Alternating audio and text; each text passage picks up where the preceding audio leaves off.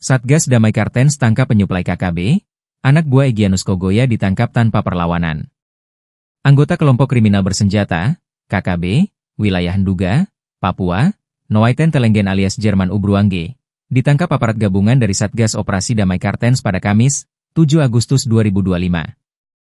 Kepala Operasi Damai Kartens, Brigjen Faizal Ramadhani, dalam keterangannya, Kamis, 7 Agustus 2025, mengatakan penangkapan ini sebagai upaya menekan ruang gerak KKB di wilayah Papua.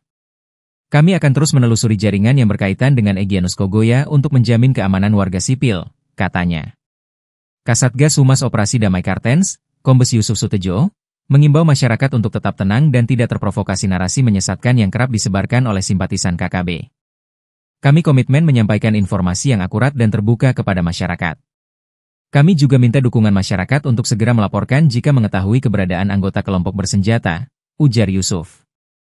Pria berusia 30 tahun itu diketahui merupakan bagian dari jaringan kelompok KKB pimpinan Egyanus Kogoya. Ia diduga terlibat dalam sejumlah aksi kekerasan bersenjata di wilayah Kenyam dan sekitarnya.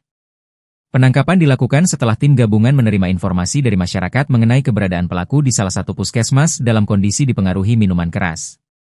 Sekitar pukul 9.04 WIB, pelaku berhasil diamankan tanpa perlawanan dan langsung dibawa ke Mapolres Nduga untuk pemeriksaan lebih lanjut. Selain itu, pelaku juga mengaku berperan sebagai penyuplai bahan makanan, BAMA, untuk kelompok Egyanus Kogoya, serta menjadi pendokumentasi dalam sejumlah aksi bersenjata kelompok tersebut. Dari tangan pelaku, aparat turut menyita satu unit ponsel Oppo A3X berwarna hitam.